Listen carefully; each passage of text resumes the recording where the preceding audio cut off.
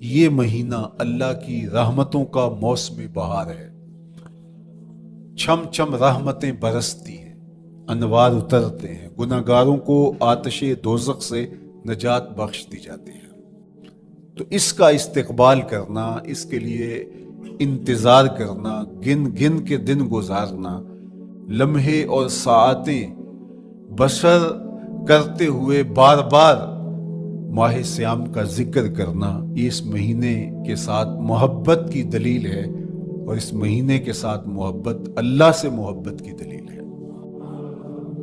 اس لیے اس مہینے کا استقبال کرنا، اس کے لیے تیاری کرنا، اپنے گھر کو صاف کرنا، اس کے لیے اپنی اولاد کے دل میں شوق پیدا کرنا اور ماحول پہلے پیدا کرنے کی کوشش کرنا، تاکہ جو ہی یہ ماہ جلوہ گر ہو تو روزہ رکھنے کا مزاج پیدا ہو چکا ہو، تلاوت کلام مجید کا مزاج پیدا ہو چکا ہو، دیگر نوافل اور اچھے اعمال بجا لانے کی عادت پڑ چکی ہو۔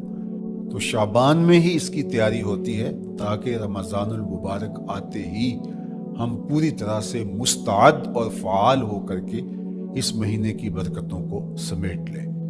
اللہ کے محبوب علیہ السلام نے ارشاد فرمایا کہ جب ماہ سیام آتا ہے فتحت ابواب الجنہ، تو جنت کے 8 دروازے کھول دیے جاتے ہیں۔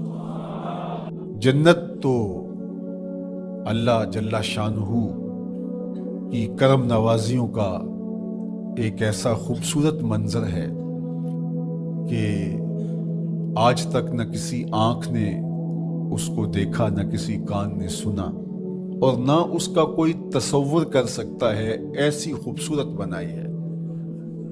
وہاں کی ہوائیں جب چلتی ہیں تو گرد نہیں اڑتا، کستوری اڑتی ہے۔ وہاں دودھ کی، شہد کی، مائع معین کوثر سلسبیل کی نہریں بہتی ہیں، موتی زمرد کے محلات بنے ہوئے ہیں۔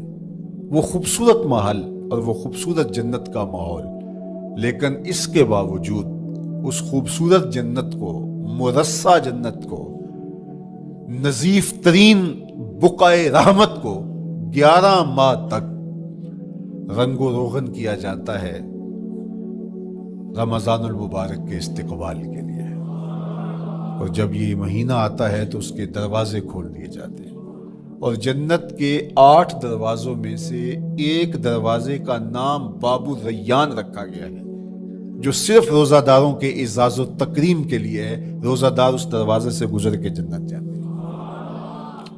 تو آپ اندازہ کیجئے کہ اللہ نے اس ماہ مبارک کو کیا عزت دی ہے، کیا پروٹوکول دیا ہے، کیا تکریم بخشی ہے، کہ نبیوں کا امام، امام المرسلین، خاتم الانبیاء، محبوب خدا اس مہینے کے لیے منتظر رہتے کہ یہ مہینہ آنے والا ہے، یہ مہینہ آنے والا ہے۔ فَاسْتَكْثِرُوا فِيهِ مِنْ 4 خصال، کہا کہ 4 کام اس مہینے میں کثرت کے ساتھ کرو۔ خصلتان ترضون بہما ربکم، 2 کام تو وہ ہے جس سے تم اپنے رب کو راضی کرو گے۔ وخصلتان لا غنا بکم عنہما، اور 2 کام ایسے ہیں کہ ان سے بے نیاز نہیں ہو سکتے، تو وہ تمہیں کرنے پڑیں گے۔ اما الخصلتان اللتان ترضون بہما ربکم، وہ 2 خصلتیں، 2 کام جن کے ذریعے سے تم اپنے رب کو راضی کر سکو۔ فشہادت اللہ الہ الا اللہ، وہ گواہی دینا ہے لا الہ الا اللہ۔ وتستغفرونہ، اور تم کثرت سے استغفار کرو، اللہ سے بخشش مانگو۔ یہ 2 کام تم نے کرنے ہیں۔ وَأَمَّا الْخَصْلَتَانِ اللَّتَانِ لَا غِنَىٰ بِكُمْ عَنْهُمَا، اور وہ چیزیں جن بغیر تمہیں چارہ نہیں ہے۔ فَتَسْأَلُونَ الْجَنَّةَ وَتَعُوذُونَ مِنَ النَّارِ، اللہ سے جنت طلب کرو اور دوزخ سے پناہ مانگو۔ تو یہ 2 کام جو تمہاری ضرورت ہے، تم اس مہینے میں کثرت کے ساتھ کرو۔ تو یہ مہینہ رحمتوں کی لوٹ سیل کا مہینہ ہے، یہ کرم نوازیوں کے امڑتے ہوئے دھارے ہیں، یہ سیل رحمت ہے جو کہ من کی سیرابی کا سبب اور ذریعہ ہے۔ خوش نصیب ہیں جو ماہ سیام کو خوبصورتی کے ساتھ بسر کرتے ہیں، اس کے آنے سے پہلے استقبال کرتے ہیں، گھروں میں صفائی کریں، اہتمام کریں، مساجد میں اہتمام کریں، تاکہ بچوں میں یہ شوق پیدا ہو کہ ماہ سیام آ رہا ہے.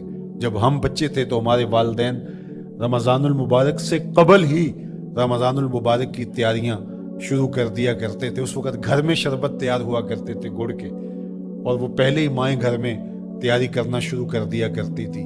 ایک شوق پیدا کرنا مقصود ہوتا ہے. تو کچھ چیزیں ایسی ہیں کہ آرڈر لکھیں اور 1 سیکنڈ میں گھر پہنچ جائے، لیکن کچھ چیزیں یہ جو ہے وہ تیار کرنی چاہیے، شوق پیدا ہو. گھروں کے اندر ماؤں کو چاہیے کہ افطاری کو اہتمام کے ساتھ تیار کریں تاکہ بچوں کو شوق پیدا ہو اور یہ ایک ماحول پیدا ہو، قرآن مجید کی تلاوت کا ماحول پیدا ہو، جاگنے سونے کے جو ہے وہ شیڈول مرتب کیے جائیں، مساجد کی آبادی کا سامان کیا جائے، اور صلاۃ التراویح اور سحر و افطار کے لمحے، نوافل، تسبیحات، اذکار، نمازوں میں 5 گانہ حاضریاں، یہ کیسا خوبصورت ماحول ہوتا ہے. رحمتیں برس رہی ہوتی ہیں، انوار اتر رہے ہوتے ہیں، اور وہ کیا خوبصورت لمحے ہوتے ہیں اور کیا گھڑیاں ہوتی ہیں. حضرت سیدنا سلمان فارسی رضی اللہ تعالی عنہ فرماتے ہیں کہ شعبان کی آخری تاریخ کو حضور نے ایک خطبہ ارشاد کیا. بعض علماء نے کہا کہ یہ شعبان کا آخری جمعہ تھا، یا ہو سکتا ہے کہ آخری جمعہ 29 شعبان کو ہی ہو. تو رمضان المبارک سے قبل حضور نے یہ خطبہ ارشاد کیا جو مختلف کتب احادیث میں موجود ہے. یا ایھا الناس، اے لوگو، قد اظلکم شہر عظیم، اللہ نے تمہارے اوپر ایک بہت پاکیزہ، پر نور، عالی مرتبت مہینہ سایہ فگن کر دیا ہے. شہر فیہ لیلۃ خیر من الف شہر، اس مہینے میں ایک ایسی رات ہے جو 1000 مہینے سے بہتر ہے. جعل اللہ صیامہ فریدہ و قیام لیلۃ تطوع، اس مہینے کے دن کے روزے فرض قرار دیے گئے اور راتوں کا قیام نفل بنایا گیا. تراویح کی صورت کے اندر راتوں کے قیام کا ماحول پیدا ہوتا ہے، صلاۃ اللیل پڑھی جاتی ہے، نوافل پڑھے جاتے ہیں کثرت کے ساتھ. یہ اس مہینے کی شانیں ہیں، یہ اس مہینے کی رونقیں ہیں. اس مہینے میں اللہ تعالیٰ نے خاص کرم نوازیاں عطا کی ہیں اہل ایمان کو. وَمَن تَقَرَّبَ فِيهِ بِخَصْلَةٍ مِّنَ الْخَيْرِ كَانَ كَمَنْ أَدَّى فَرِيضَةً فِيمَا سَوَاهُ، ایک نفل کا ثواب ایک فرض کے برابر اس مہینے میں کر دیا جاتا ہے. وَمَنْ أَدَّى فَرِيضَةً كَانَ كَمَنْ أَدَّى 70 فَرِيضَةً فِيمَا سَوَاهُ، اور اگر کوئی ایک فرض ادا کرتا ہے تو اس کو 70 فرائض کا ثواب ملتا ہے. اس قدر نیکیوں کا اجر بڑھا دیا جاتا ہے، ان کی قیمت بڑھا دی جاتی ہے اس مہینے میں. اور پھر ارشاد فرمایا وَهُوَ شَهْرُ الصَّبْرِ، یہ صبر کا مہینہ ہے. ہونے کے باوجود بھی انسان تناول نہیں کرتا. ٹھنڈا میٹھا مشروب میسر ہے اور زبان کانٹا بن گئی، حلق خشک ہو گیا، لیکن اس کے باوجود بھی ایک گھونٹ حلق سے نیچے اتارنے کا روادار نہیں ہوتا. وضو کرتے بھی احتیاط کرتا ہے کوئی قطرہ آب حلق سے نیچے نہ ٹپک جائے. تو یہ صبر سکھاتا ہے. جب ہو بھی تو انسان اس سے گریز کرے، تو جب ہوگا نہیں تو پھر انسان صبر کا عادی بن جاتا ہے. تو یہ صبر کی عادت ڈالتا ہے. یہ شہر الصبر ہے. پھر فرمایا وَالصَّبْرُ ثَوَابُهُ الْجَنَّةُ، اور سنو صبر کا ثواب جنت ہے. جو شخص صابر ہوتا ہے اس کا صلہ جنت کی صورت میں عطا کیا جائے گا. وَشَهْرُ الْمَوَاسَاتِ، اور یہ ہمدردی کا مہینہ ہے، باہمی پیار کا مہینہ ہے، الفتیں بانٹنے کا مہینہ ہے، نرم دلی کا مہینہ ہے، ایک دوسرے کے احساس کا مہینہ ہے. جب کوئی شخص بھوک اور پیاس کاٹتا ہے تو اس کو پھر محسوس ہوتا ہے، بالخصوص عمرا، کہ بھوک کیا بلا ہوتی ہے. اور جو نان شبینہ کو ترستے ہیں اور جنہیں کھانا میسر نہیں آتا ان کی زندگیاں کتنی تلخ ہوتی ہیں. تو بھوک اور پیاس احساس پیدا کرتی ہے ان لوگوں کا کہ جو اللہ کی دی ہوئی نعمتوں سے محروم ہیں. تو اس لیے یہ ایک قسم کا رحم دلی کا مہینہ ہے، پیار بانٹنے کا مہینہ ہے، یہ الفتیں تقسیم کرنے کا مہینہ ہے۔ وَشَهْرٌ يُزَادُ فِيهِ رِزْقُ الْمُؤْمِنِ، اور یہ ایسا مبارک مہینہ ہے جس میں مومن کا رزق بڑھا دیا جاتا ہے۔ روزہ کھانا بچانے کے لیے، یہ اخراجات کم کرنے کے لیے نہیں ہے، بلکہ اس میں آپ کا رزق اور بڑھ جاتا ہے۔ ایسی ایسی نعمتیں کھانے کو ان لوگوں کو بھی نصیب ہو جاتی ہیں عام دنوں میں جو ان کا مقسوم نہیں ہوتی۔ دسترخوان لگتے ہیں، افطاریاں ہوتی ہیں، سحری کے لمحات ہوتے ہیں، کوئی کسی کو ویسے کھانا کھلائے تو اس دسترخوان پہ کھانے کے لیے آنا اس کا اور رنگ ہوتا ہے۔ لیکن افطار کا دسترخوان جب بچھتا ہے اور لوگ جب اس کے اوپر آتے ہیں، امیر بھی آتے ہیں، غریب بھی آتے ہیں، تو اللہ کی دی ہوئی نعمتیں جو دسترخوان پہ پڑی ہوتی ہیں ان کو اٹھاتے ہیں، کام و دہن کی تسکین کا سامان کرتے ہیں، عزت نفس بھی مجروح نہیں ہوتی اور طرح طرح کی نعمتیں کھانا بھی دستیاب ہو جاتی ہیں۔ تو یہ ایک مہینہ ہے مواسات کا، اس میں رزق بڑھ جاتا ہے، غرباء تک بھی اللہ کی نعمتیں وہ پہنچتی ہیں جو عام دنوں میں ان کو میسر نہیں ہوتی، اور امراء بھی نعمتوں کا لطف لیتے ہیں، نعمتوں کا مزہ انہیں آتا ہے، اس لیے کہ بھوک کاٹنے کے بعد جب ان کو نعمت میسر آتی ہے تو پھر انہیں احساس ہوتا ہے۔ جو شخص ہر وقت سیراب رہتا ہے تو اس کو کیا پتا کہ شدید بھوک کے بعد کھانے کا لطف کیا ہوتا ہے۔ سخت پیاس کے بعد میٹھا اور ٹھنڈا مشروب جب رگوں کو تر کرتے ہوئے معدے تک پہنچتا ہے تو اس کی تراوت، اس کی ٹھنڈک، اس کی لذت، اس کا کیف و سرور، اس کی عذوبت کس طرح راحت بخشتی ہے۔ اسی لیے میرے اور آپ کے آقا و مولا نے ایک دوسرے مقام پہ ارشاد فرمایا، لِلصَّائِمِ فَرْحَتَانِ فَرْحَةٌ عِنْدَ فِطْرِهِ وَفَرْحَةٌ عِنْدَ لِقَاءِ رَبِّهِ۔ روزے دار کے لیے دو خوشیاں ہیں، ایک خوشی اسے تب ملتی ہے جب وہ روزہ افطار کرتا ہے، وہ لمحے مسرتوں کے ہوتے ہیں، ایک روحانی احساس ہوتا ہے، اتنا لمبا دن، اتنا سخت دن، گرمی کی شدت، مالک تیرا شکر ہے لمحہ اختتام پہنچا اور یہ اتنا لمبا دن تیرے حکم کی تعمیل کرتے ہوئے بسر ہو گیا۔ ایک تو روزہ کھولتے ہوئے وہ ایک سرشاری ہوتی ہے، وہ ایک لذت ہوتی ہے، روحانی تسکین ہوتی ہے۔ آج کل وہ افطار کے دسترخوان لگتے ہیں تو جس طرح ہمارے سارے معاملات جو ہیں وہ ملوث ہو گئے ہیں ریا سے، تصنع سے، اس طرح افطار بھی ایک فیشن کے طور پہ فروغ پا رہی ہے۔ تو اس میں امراء کو اور شخصیات کو بلایا جاتا ہے اور ایسے لوگ کثرت کے ساتھ ہوتے ہیں جن کا روزہ بھی نہیں ہوتا، تو پھر ظاہر ہے رسماً تو اتنی دیر تک وہ کچھ نہیں اٹھا سکتے جب تک اذان کی آواز نہیں آتی، افطار کے لمحے نہیں آتے۔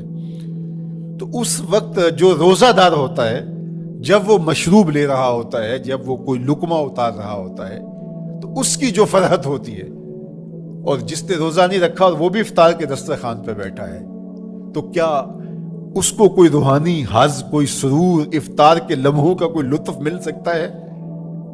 وہ بیچارہ کتنا بے چین ہوتا ہوگا کہ یہ شخص ہے، کمزور ہے، سارا دن مزدوری کر کے آیا ہے اور اس کا بھی تو سارا دن گزر گیا بھوک اور پیاس سے، اور میں صحت مند ہوں اور سارا دن ٹھنڈے ماحول میں رہا ہوں اور مجھے توفیق نہیں ملی، تو وہ گھونٹ کتنے مشکل اس کے لیے ہوتے ہوں گے۔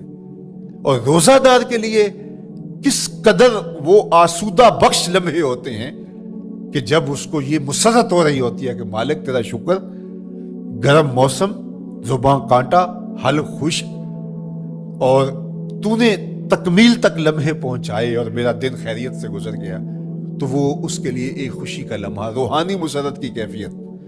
اور دوسری کہ جب وہ ٹھنڈا اور میٹھا مشروب، سارے دن کی سوکھی ہوئی زبان اور خشک حلق، اور انسان کی جو ہے وہ رگیں بھی، انتڑیاں بھی خشک ہو چکی ہوتی ہیں، تو ٹھنڈا اور میٹھا مشروب جب انسان کے معدے کی طرف بڑھ رہا ہوتا ہے، زبان بولے نہ بولے، ایک ایک رواں اللہ کی حمد بول رہا ہوتا ہے، اور تشکر انسان کے رگو ریشہ سے ادا ہو رہا ہوتا ہے اور اس کی کیفیت، اس کی سرشاریاں، اس کی لذتیں وہ دیکھنے کی ہوتی ہیں۔ تو کہا للصائم فرحتان، روزے دار کو تو ایک فرحت اس وقت ملتی ہے عند فطر ہی، جب وہ روزہ کھولتا ہے، روحانی فرحت بھی، جسمانی فرحت بھی۔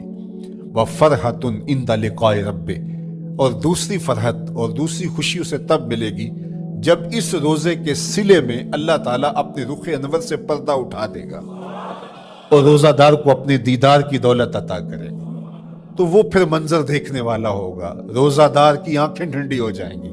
اصل افطار تو وہ ہوگی نا، اللہ اکبر، اصل تو شربت دیدار ملے گا جو روح کی پیاس بجھا دے گا، جو من کی بھوک مٹا دے گا۔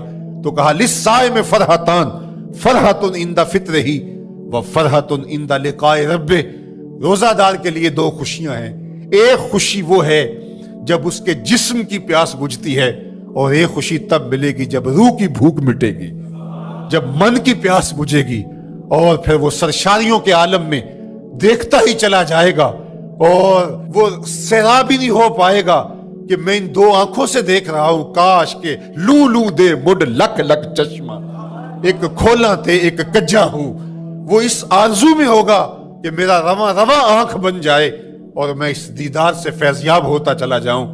تو وہ کیا لمحے ہوں گے، وہ کیا گھڑیاں ہوں گی، وہ کیا ساعتیں ہوں گی، کوئی لفظ نہیں ہے جن لفظوں میں ان حقیقتوں کو بیان کیا جا سکے، اس لیے کہ وہ منظر ہی وراء الورا ہوگا۔ تو روزہ دار کو فرحت ملتی ہے جب وہ روزہ کھولتا ہے۔ تو فرمایا وَشَهْرٌ يُزَادُ فِيهِ رِزْقُ الْمُؤْمِنِ، اس میں مومن کا رزق بڑھا دیا جاتا ہے۔ وَمَنْ فَطَّرَ فِيهِ صَائِمًا كَانَ مَغْفِرَةً لِذُنُوبِهِ، جس نے روزہ دار کا روزہ افطار کروایا۔ اللہ کے محبوب فرماتے ہیں کہ ایک تو خود روزہ رکھا، اور دوسری سعادت یہ ہے کہ ماہ صیام میں روزہ دار کا روزہ افطار کروایا۔ آپ شریعت بیضاء کو بنظر عمیق مطالعہ کر کے دیکھیں، ماہ صیام میں بہت زیادہ اس بات پہ زور دیا گیا ہے کہ روزہ افطار کرواؤ۔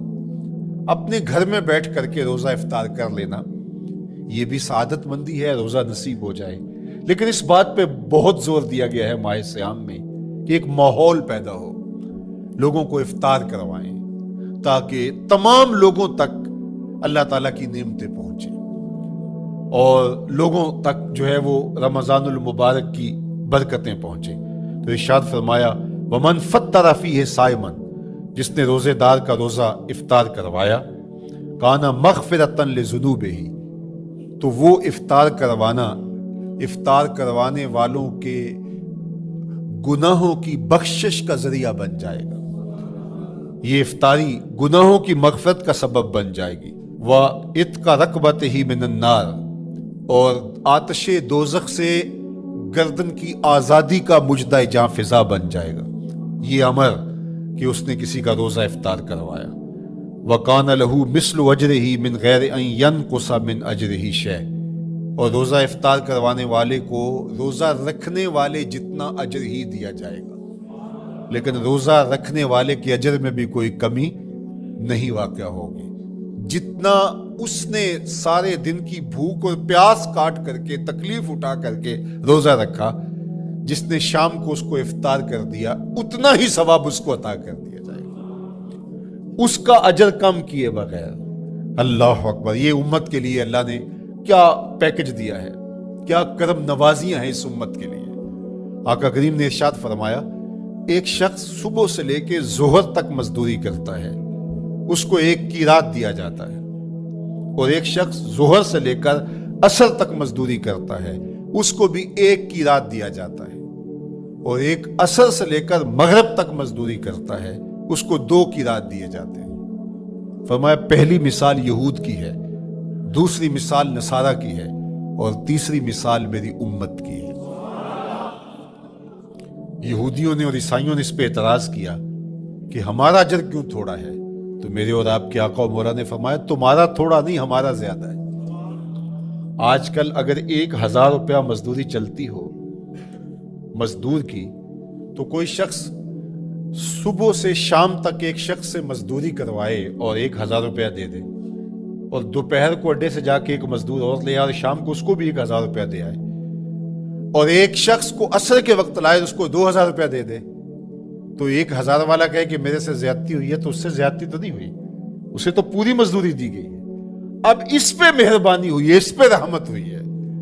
تو کہا یہود اور نصارہ کی یہ مثال ہے، ایک صبح سے ظہر تک مزدوری کرے اس کو 1 قیراط، ایک ظہر سے عصر تک مزدوری کرے اس کو بھی 1 قیراط، اور تیسرا بہت تھوڑا وقت عصر سے مغرب تک مزدوری کرے اس کو 2 قیراط۔ کہا یہ امت محمدیہ علی صاحب الصلوات کو دیا گیا نور ہے۔ تو ایک شخص نے سویر سے لے کر شام تک روزہ رکھا، بھوک کاٹی، پیاس کاٹی، سخت شدت کی گرمی سہی، اور ایک شخص نے شام کے وقت اس کو روزہ افطار کروا دیا۔ اور سنو حضور علیہ الصلوۃ والسلام کا فرمان، جب حضور نے فرمایا کہ اس کو پورا اجر ملے گا پہلے کے اجر کو کم کیے بغیر، تو صحابہ کا تو دل تڑپنے لگا کہ یہ کتنی بڑی بات ہے۔ اب آپ جانتے ہیں کہ یہ زمانہ ایسی معاشی خوشحالیوں کا نہیں تھا، لوگوں کے پاس تو نان شبینہ بھی میسر نہیں ہوتا تھا، تو صحابہ نے جو سوال کیا، قالوا یا رسول اللہ صلی اللہ علیہ وسلم، انہوں نے کہا اے اللہ کے پیارے رسول صلی اللہ علیہ وسلم، لیسا کلنا یجد ما یفطر الصائم، ہم میں سے تو ہر بندہ یہ طاقت نہیں رکھتا کہ روزہ دار کو روزہ افطار کروا دے، تو یہ اتنی بڑی سعادت، تو یہ تو پھر اہل زر ہی یہ سعادت حاصل کر پاتے ہیں، ہمارے جیسے لوگ تو پھر جو مال و دولت نہیں رکھتے تو وہ تو پھر یہ سعادت نہیں حاصل کر پائیں گے۔ تو میرے اور آپ کے آقا و مولا نے کیا فرمایا؟ قال، حضور نے ارشاد فرمایا، یؤتی اللہ ھذا الثواب، یہ ثواب اللہ اس شخص کو بھی عطا کرے گا، من فطر صائما علی مزقۃ لبن او تمرۃ او شربۃ من ماء، فرمایا کہ یہ اجر اللہ اس کو بھی عطا کرے گا جس نے کسی کا روزہ 1 گھونٹ دودھ سے کھلوا دیا، یا 1 کھجور سے کھلوا دیا، یا پانی کے 1 گھونٹ سے اس کا روزہ افطار کروا دیا۔ لازمی نہیں ہے کہ دسترخوان سجا ہو، انواع و اقسام کے کھانے پڑے ہوں اور وہ افطاری ہی افطاری قرار پائے گی۔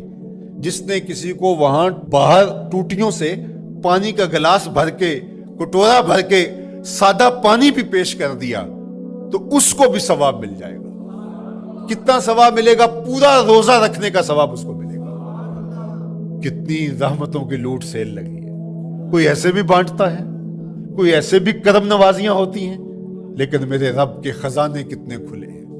میں نے مدینہ المنورہ میں ایک شخص کو دیکھا کہ وہ روزے کے وقت وہاں سے ہی گلاس لیتا اور زمزم سے بھرتا اور روزہ داروں کے آگے رکھتا چلا جاتا، اور روزانہ اس کا یہ عمل ہوتا، نماز عصر کے بعد شروع ہوتا، جتنی اس کی پہنچ ہوتی ہر ایک کے آگے رکھتا چلا جاتا، پانی بھی وہاں سے لیا، گلاس بھی وہاں سے لیا۔ اللہ اکبر، فرمایا دودھ کا 1 گھونٹ یا پانی کا 1 گلاس یا 1 کھجور اس نے کسی کو پیش کی اور اس نے اس سے روزہ کھولا، اللہ کے محبوب فرماتے ہیں پہلے کے اجر میں بغیر کسی کمی کے اس کو پورا ثواب روزے کا نصیب ہوگا۔ اللہ اکبر۔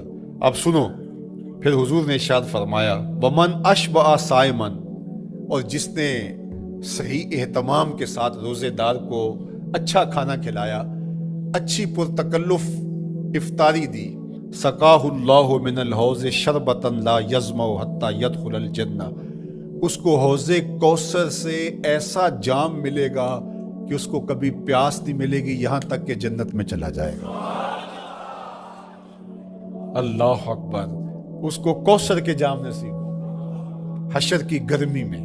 اور آپ کو معلوم ہے، علماء سے آپ نے بارہا سنا ہوگا کہ جام کوثر جس نے ایک بار پی لیا پھر 50,000 سال کے دن میں اس کو دوبارہ پیاس نہیں لگے گی۔ یہ جام کوثر کی خصوصیت ہے۔